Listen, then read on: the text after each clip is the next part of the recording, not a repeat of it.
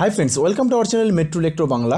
এই দেখতে পাচ্ছ নেটলিঙ্কের একটা জিপন ওএলটি যার চারখানা পোর্ট আছে, যে 4 পোর্টের জিপন ওএলটি।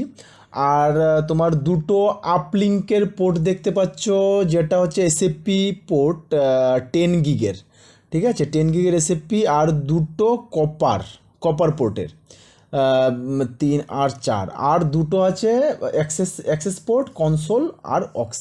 এটা হলো গিয়ে 4 পোর্টের জিপন ওএলটির পোর্ট কনফিগারেশান। আর অ্যাকচুয়ালি আমি প্রথম 4 পোর্ট জিপন ওএলটি ইনস্টল করতে এসেছি, কনফিগার করতে এসেছি। এর আগে সত্যি কথা আমি দেখিও নি, আমার হাতেও আসেনি। তো এর প্রাইসটাও কত আছে এবং এর ম্যাক্সিমাম কত পর্যন্ত ওএনইউ সাপোর্ট করে সেটাও কিন্তু আমি তোমাদেরকে ভিডিও লাস্টের দিকে বলবো, ঠিক আছে। আর এই যে এসএফপি পনটা ইউজ করা হচ্ছে সেটা হচ্ছে C++, C++, আর ওর আউটপুট +8 বেরোচ্ছে, ঠিক আছে, 7 নয় 8+ বেরোচ্ছে। তো অ্যাকচুয়াল এই যে তোমরা এখন যে কনফিগারেশন দেখতে পাচ্ছ, এই কনফিগারেশনটা তোমরা ফলো করো না, তার কারণ এর মধ্যে অনেক কিছু বাদ আছে, অ্যাড আছে, অনেক কিছু আছে। R&D করেছিলাম, করে এটা হয়েছিল। তো এটা তোমরা ফলো করো না। আমি নেক্সট বারে এটাকে প্রপারলি একটা কনফিগারেশন কী করে করতে হয় সে প্রপারলি আমি তোমাদেরকে দেখাবো, ঠিক আছে। এটা আর তাছাড়া হচ্ছে যদি অনেক লম্বা করে দেখায় অনেকটা বড় হয়ে যাবে এই ভিডিওটা, ঠিক আছে। তো এটা হচ্ছে ব্যাপার। কিন্তু একটা ব্যাপার কি, এর যে প্রাইসটা আছে না, এই প্রাইসটা না আমার ঠিক হলো না, তার কারণ 8 পোর্টের জিপনের সঙ্গে না আর 4 পোর্টের জিপনের প্রাইসে সেরকম কিছু ডিফারেন্স নেই, ঠিক আছে, প্রায় খুব কমই ডিফারেন্স, ঠিক আছে। কিন্তু 4 পোর্টের জিপনটা কেন এতটা দাম করলো সেটা জানি না, হয়তো নতুন মার্কেটে এসছে বলে তাই দামটা করেছে, ঠিক আছে। এবার আমি দেখে নিই যে ম্যাক্সিমাম এক্সপন যদি ইনস্টল কানেক্ট করা হচ্ছে তো ম্যাক্সিমাম কত পর্যন্ত ও সাপোর্ট করছে, ঠিক আছে।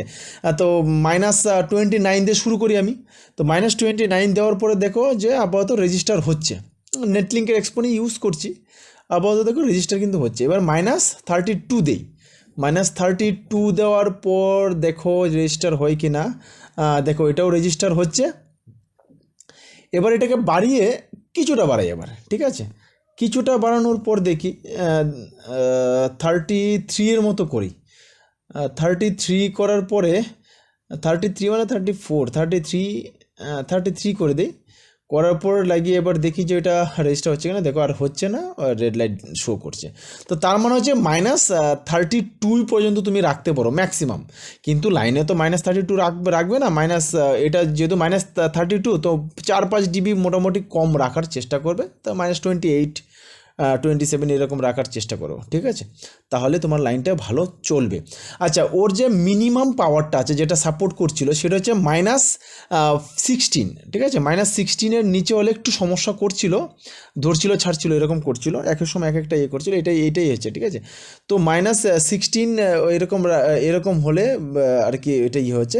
কিন্তু আমি যেটা তোমাদের রিকমেন্ড করবো যে -18-এর উপরে রাখো, ঠিক আছে। -18-এর উপরে রাখলে ওটা বেস্ট। -18, 19, 20 রাখো, 22 রাখতে পারো, কিন্তু এর নিচে কিন্তু রাখো না। এতে কী হয়েছে, এক্সপোনের যে লেজারটা আর কি অ্যাকচুয়ালি ইনপুট করছে, এগুলো সমস্যা হয়, তো খারাপ হয়ে যেতে পারে। এবার আমি বলি এর প্রাইসটা কত আছে। এর যে প্রাইসটা না পণ্য করছে 87 মতো দাম নিয়েছিল। 87,000 যদি এর দাম হয় তো তাহলে তো তোমার ধরে নাও নর্মাল যে 8 পোর্টের জিপন আছে, কিছু কোম্পানি আছে তোমার 90,000-এর দিয়ে দেয়, 90,000 1 লাখে দিয়ে দেয়। তাহলে মাত্র এই কয়েকটা হাজার ডিফারেন্সের জন্য আমি কেন 4 পোর্টের জীবন নিতে যাব, তাই না। আবার কিছু কোম্পানি আছে তারা 1,20,000 ভালো যেগুলো ভালো ব্র্যান্ড 1,30,000 এরকম দিয়ে দিচ্ছে। তো বেশি কিন্তু ডিফারেন্স নেই, তাহলে আমি কেন 4 পোর্টের জীবন আমি কিনতে যাব, তাই না।